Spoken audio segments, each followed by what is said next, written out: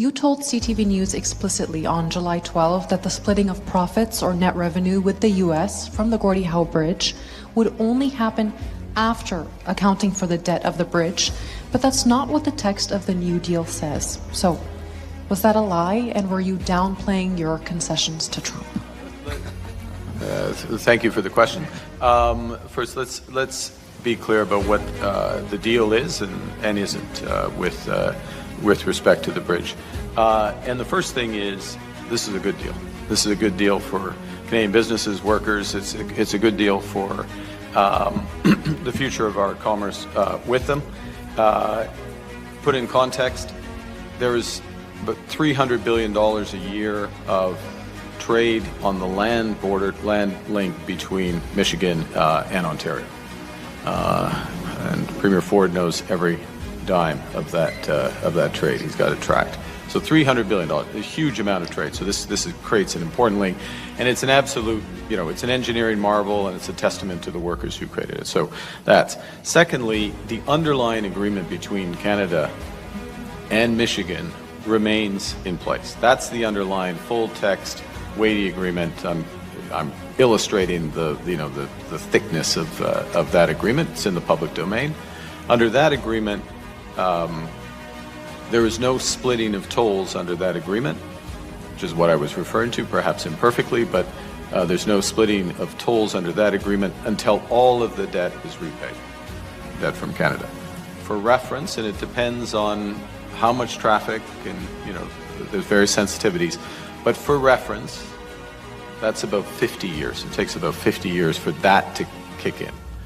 In parallel with this, there is an agreement in principle, which was published earlier this week, between Canada and the United States.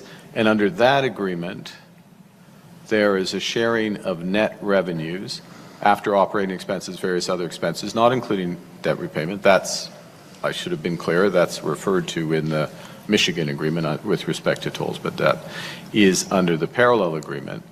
But the sharing of proceeds with the United States goes into economic development that would support traffic ultimately on the bridge. So there's an alignment of incentives.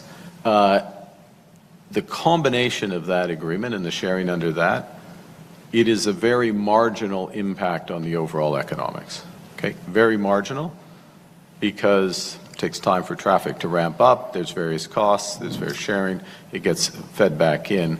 And to put it in order of magnitude, it's less than 5% in present value of the overall cost of developing the bridge.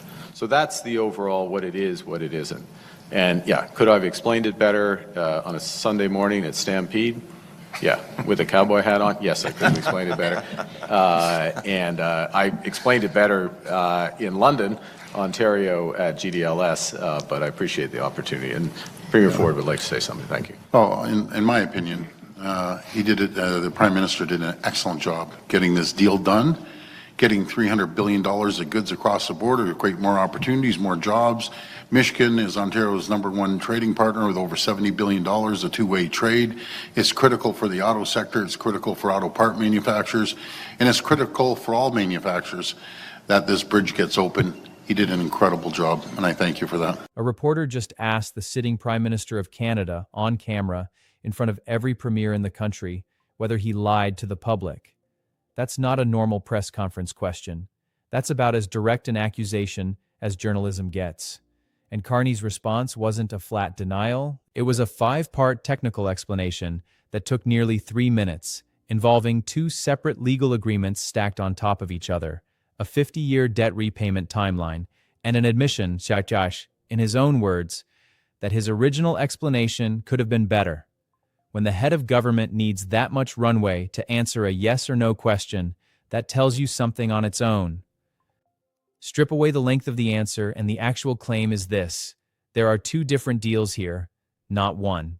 The original Canada-Michigan agreement says tolls don't split at all until the roughly $6.4 billion construction debt is fully repaid, a process Carney himself says could take 50 years. But a second, separate agreement, negotiated with the U.S. more recently, allows a different pool of money, net revenue after operating costs, to start getting shared much sooner, feeding into an economic development fund on the American side.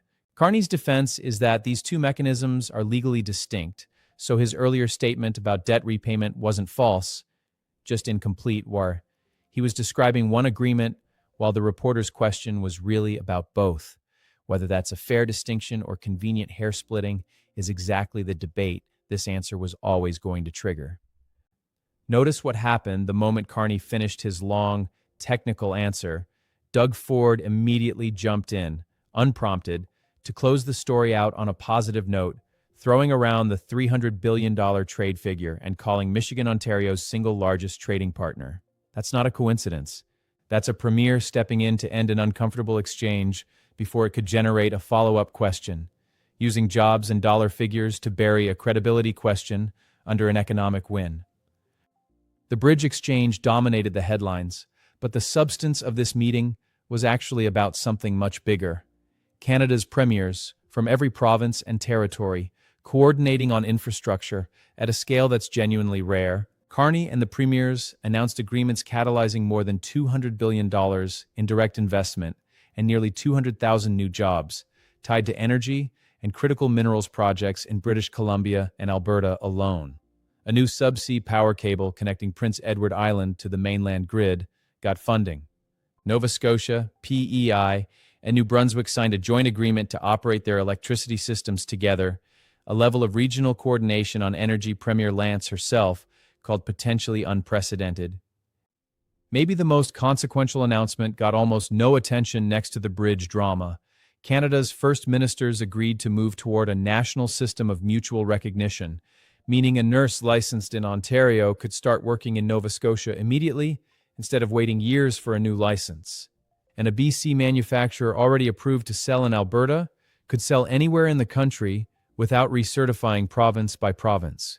This is the exact interprovincial trade barrier problem Canada has talked about fixing since before most working Canadians were born, and the Committee on Internal Trade is now set to start that work this summer.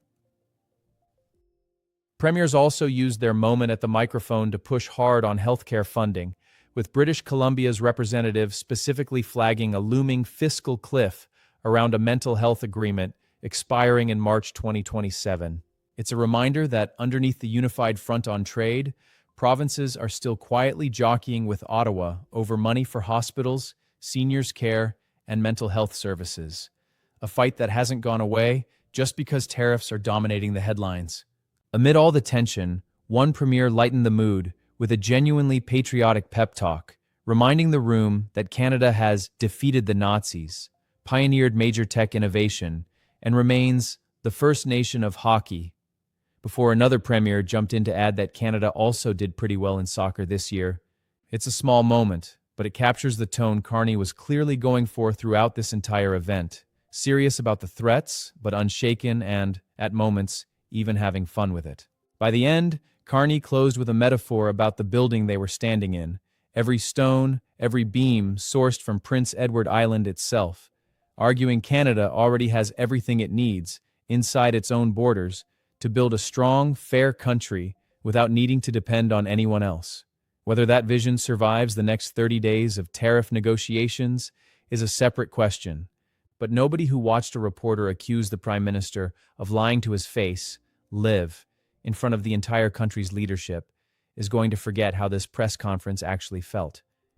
Do you think Carney's explanation of the bridge deal cleared things up, or did it just prove the reporter's point? Subscribe to Unbiased Canada, hit like, and let us know in the comments.